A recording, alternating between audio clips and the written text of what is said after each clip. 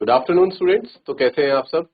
मैं साहिल रावत, आपका English mentor, स्वागत करता हूं बच्चों आपका आज की क्लास में। तो चलते हैं सीधा क्लास की तरफ।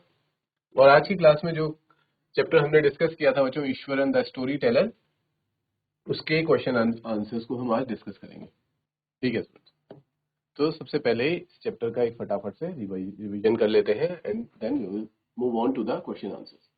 तो इसमें हम देखते हैं हमारे मेन कैरेक्टर्स कौन है। महेंद्र,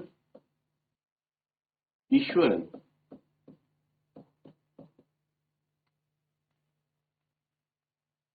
ठीक है बच्चों, ये दो ही मेन कैरेक्टर्स हैं।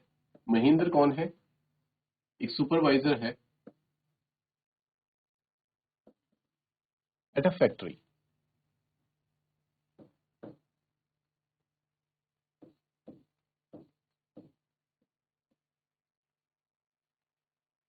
और ईश्वरन जो है बच्चों, ईश्वरन महेंद्र के कुक हैं। ठीक है, जो महेंद्र के लिए खाना बना लेते हैं, कुक फूड, वॉश डिशेस, उनके बर्तन, और कपड़े वगैरह धो लेते हैं, ऑड वर्क्स कर लेते हैं। एंड सबसे मेन चीज, सबसे important thing, also entertains him. Mahendra को उनके फ्री टाइम में क्या करते हैं, when ever he returns from his office, उसको एंटरटेन करने का काम करते हैं। ठीक है ईश्वरन।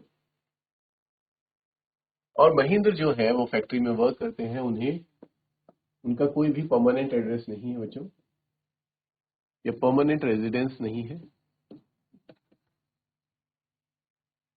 बिकॉज काम के सिलसिले से उन्हें एक जगह से दूसरी जगह ट्रेवल करना पड़ता है।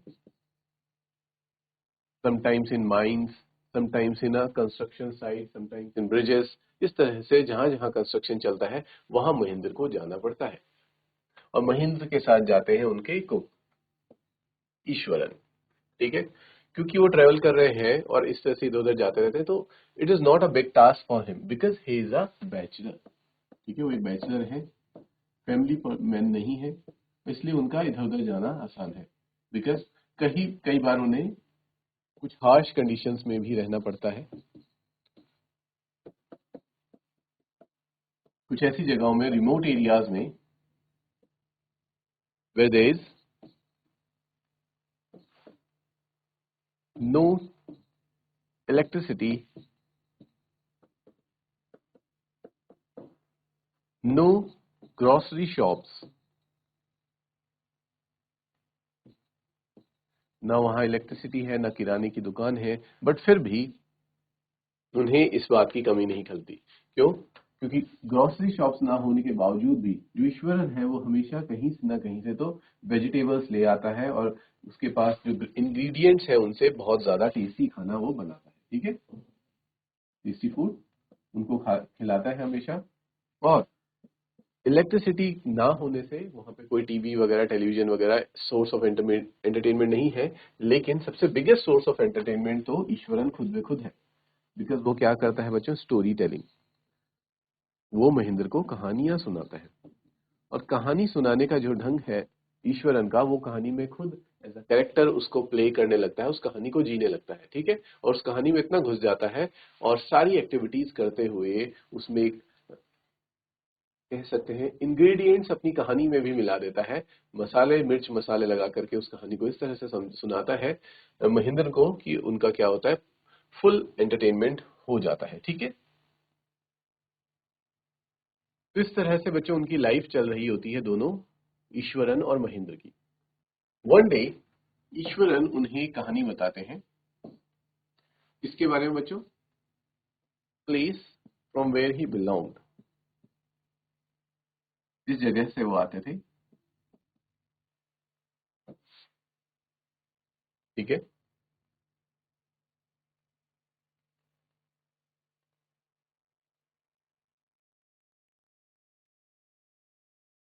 और जहां से वो बिलोंग करते थे, it was famous for timber wood, timber की लकड़ियों के लिए वो फेमस थी वो जगह। और इस वजह से वहां पे लकड़ियां काटी जाती थी, और लकड़ियां काटने के बाद उन्हें लॉरी में लोड करने का काम कौन करते थे बच्चों? एलिफेंट्स। और इस तरह से एक एलिफेंट्स के बारे में बता करके, एक्सप्लेन करके वो यहाँ पे अपनी कहानी शुरू करते हैं, जो थी एक वाइल्ड एलिफेंट के बारे में। किस तरह से एक वाइल्ड एलिफेंट एक दिन, मतलब वाइल्ड नहीं था, नॉर्मल एलिफेंट था, बट वो पागल हो जाता है, ठीक है, ड्यू टू सम रीजन, और वो अटैक कर देता है ईश्वरन के विलेज में। सबसे पहले वो मेन रोड में आकर के वहां पे लगे सभी स्टॉल्स को डिस्ट्रॉय कर देता है।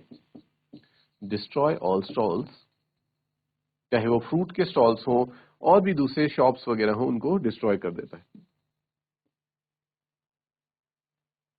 And then he moves towards, he कह ले या it move toward their school.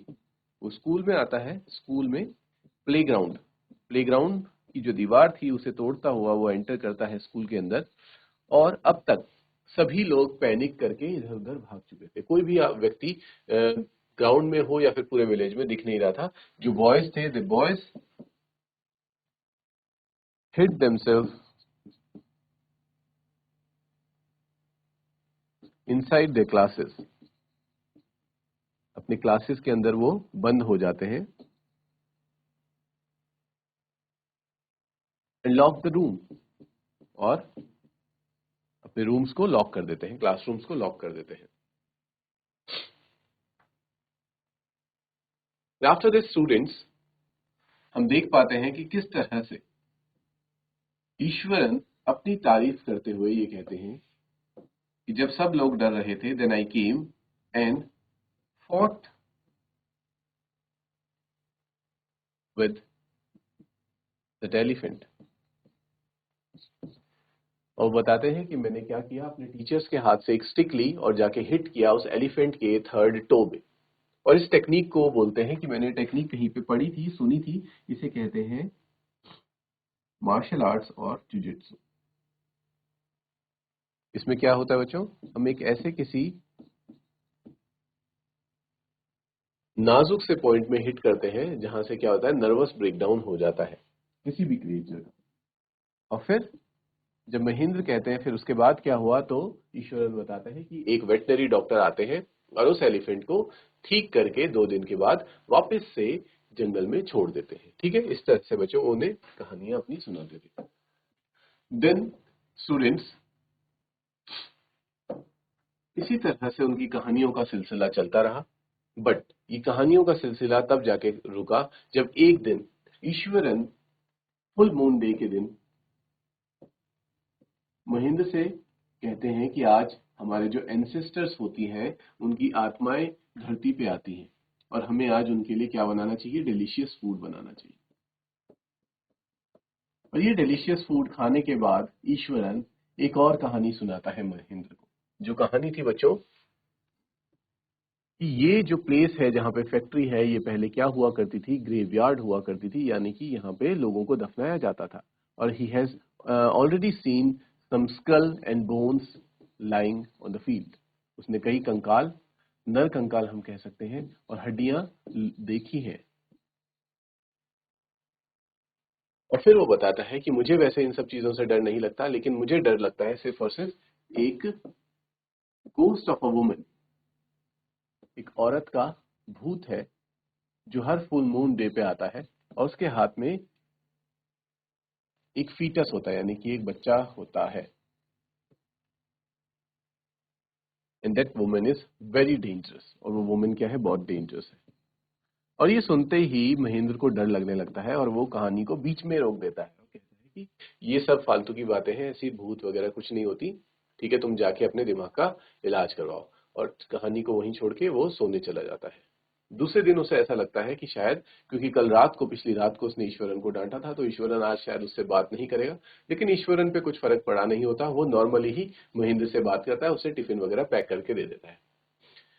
रात को जब महेंद्र वापिस आते हैं अपने घर और सो रहे थे, तो उन्हें बच्चों फिर से वही सारी आवाजें सुनाई देती हैं, किसी के रोने की आवाज आती है। शुरुआत में वो इस चीज को इग्नोर करते हैं, बट क्यूरियोसिटी इतनी बढ़ती जाती है कि वो देखते हैं अपनी खिड़की से बाहर। When he looks outside, when he looked outside, वो बाहर जब देखते थे तो उन्हें दिखाई दिया बच्चों एक कुछ ऐसी ही आकृति जैसे कि डिस्क्राइब की थी ईश्वरन ने, एक वुमेन का गोस्ट जिसने अपने हाथ में एक बच्चा पकड़ा हुआ था, ठीक है।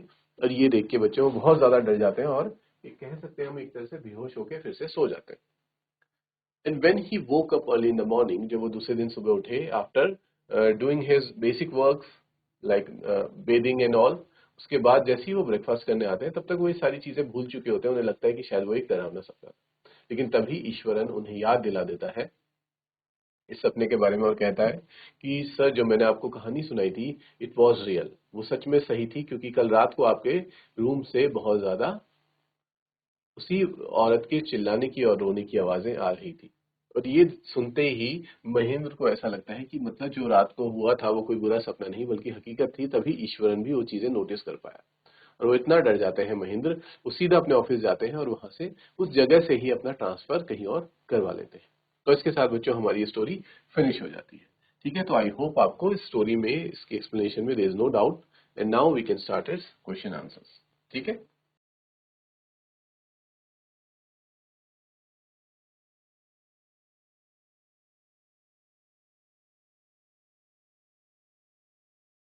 First question students, in what way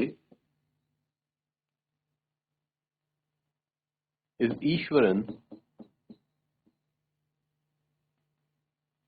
an asset to Mahindra? Ishwaran Mahendra के लिए किस रूप से एक एसेट है? तो उसका आंसर आप लिखेंगे। मैंने लास्ट क्लास में भी वैसे आपको बताया था, Eswaran was a good domestic assistant. वो एक बहुत अच्छा डोमेस्टिक असिस्टेंट था, महेंद्र के सारे घर के काम कर लिया करता था। अपार्ट फ्रॉम कुकिंग, उसके लिए खाना बनाने के अलावा, and doing household chores, उसके घर के काम, he was a good good entertainer, उसे अच्छे से एंटरटेन करता था for his master.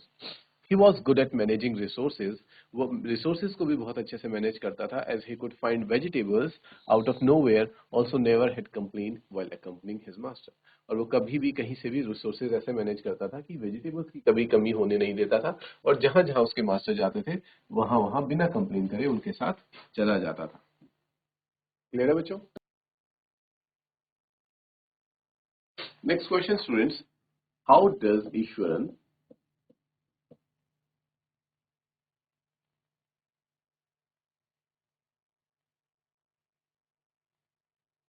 Describe the uprooted tree on highway? जो हाईवे पे जो पेड़ उखड़ के गिर गया था उसको वो कैसे डिस्क्राइब करता है, और इसका महेंद्र पे क्या इफेक्ट पड़ता है, या फिर उसकी कहानियों पे क्या इफेक्ट होता है?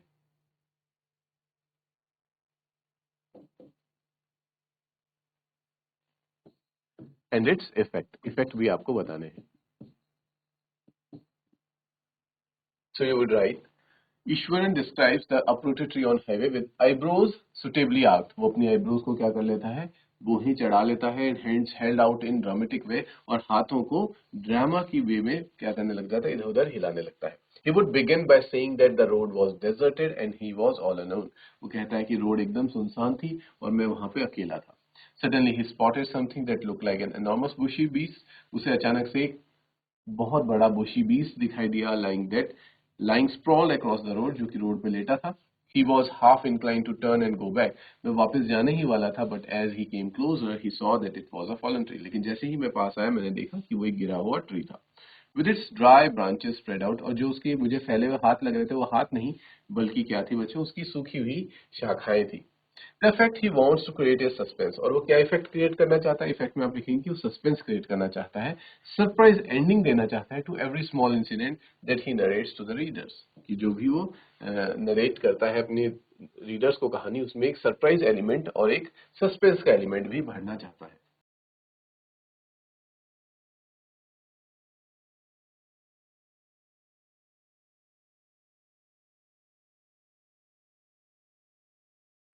नेक्स्ट क्वेश्चन है students, how does he narrate the story of a tusker?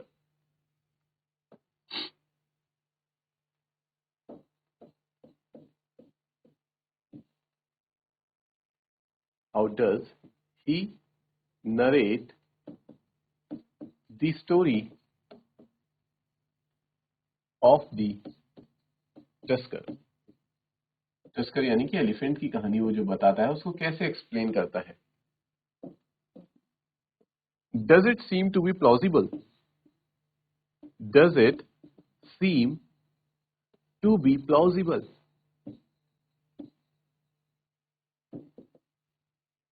Plausible का मीनिंग होगा बच्चों, क्या वो कहानी सच लगती है? तो देखते हैं.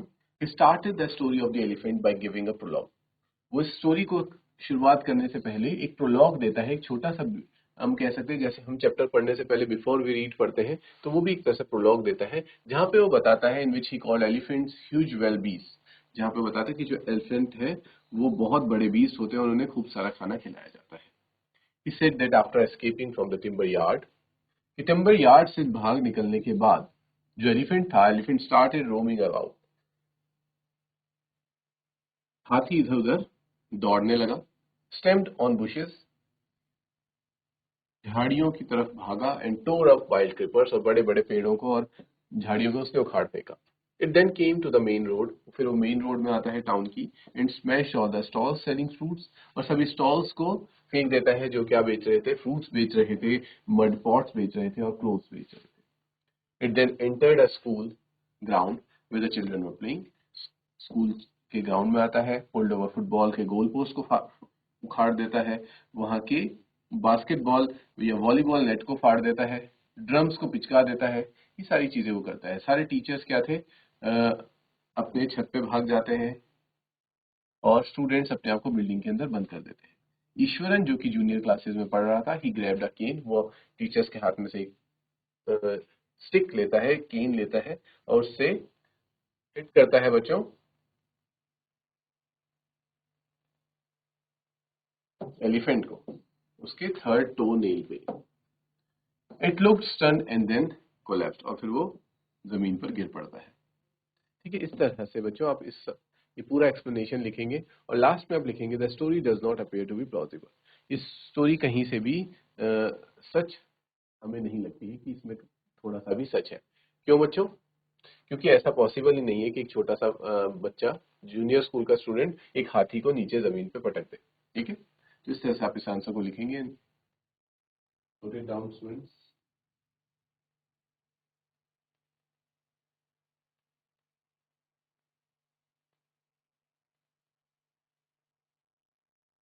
Next question students, why does author से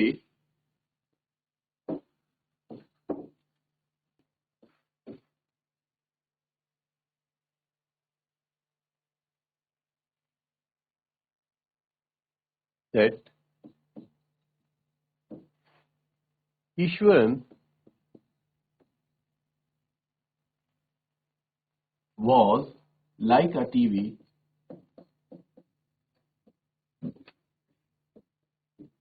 for Mahindra. जो इस चैप्टर के ऑथर है, उससे पहली बात कि इस चैप्टर के ऑथर का नाम क्या है बच्चों? वो बहुत इंपॉर्टेंट है, आर के लक्ष्मण. ठीक है, ये आप याद रखेंगे.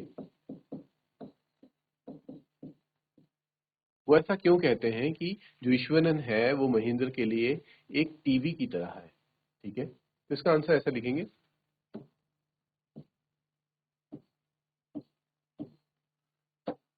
The author says so because Eswaran provided a great company to Mahindra. Ishwaran Mahendra के साथ हमेशा रहते थे. He would chat with Mahindra at night. वो महेंद्र के साथ रात को बात करते थे. When he returned home, जब अपने काम से वापस आता था घर.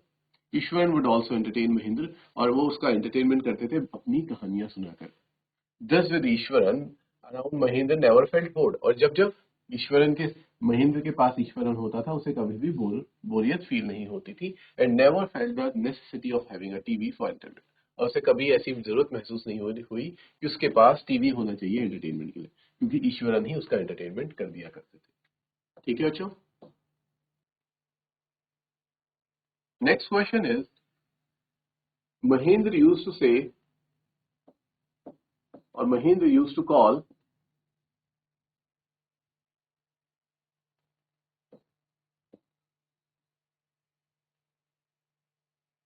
ghosts as Iswaran's imagination. वो कहते थे कि जो ये भूत प्रेत है ये तुम्हारी इमेजिनेशन है. ईश्वरन्स इमेजिनेशन, तुम्हारी कल्पनाएं हैं, ऐसा कुछ भी नहीं होता. But what happens with him on full moon night, लेकिन फुल मून के दिन उनके साथ, महेंद्र के साथ क्या होता है? What happens with him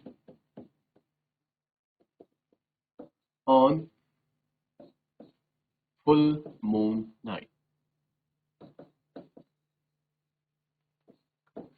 C students, इसको आप लिखेंगे, महेंद्र कॉल्स गोस्ट और spirits a figment of the imagination. वो कहते हैं ऐसा कि ये सब फिगमेंट ऑफ इमेजिनेशन है, ये हमारी सारी कल्पनाएं होती हैं, सच में भूत नहीं होते।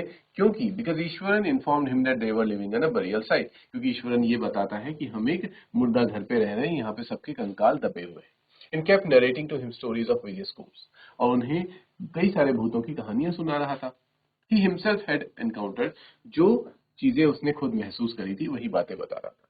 तो इसको डर के कारण ही हम कह सकते हैं कि महेंद्र भी डर गए थे, इसलिए वो इस बात को रोकते हुए ये कहते हैं कि ये सब दिमाग की इमेजिनेशन होती है, ऐसा कुछ भी रियलिटी नहीं होता।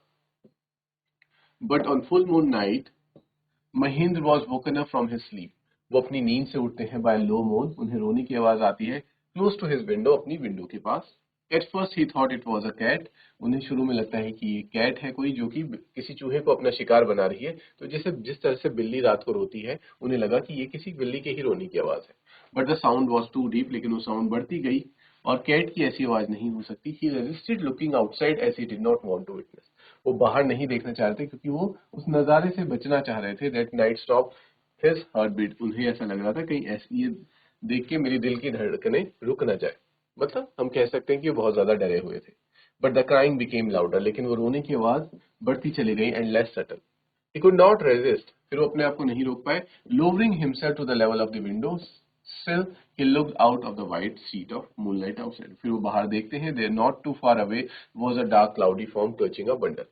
वहां पे काले बादलों का एक बंडल बन रहा था, एक कह सकते हैं ग्रुप बन रहा था। He broke into a cold sweat, और ये देख करके बच्चों उन्हें क्या हुआ, बहुत ज्यादा डर के मारे पसीने छूट गए। Fell back on the pillow painting, और फिर वो तेज सांस लेते हुए अपने वापस से बिस्तर में आ गए और सो गए। ठीक है, तो ये इनकाउंटर होता है महेंद्र के साथ ऑन फुल मून नाइट। तो इसको आप डिस्क्राइब करेंगे स्टूडेंट्स।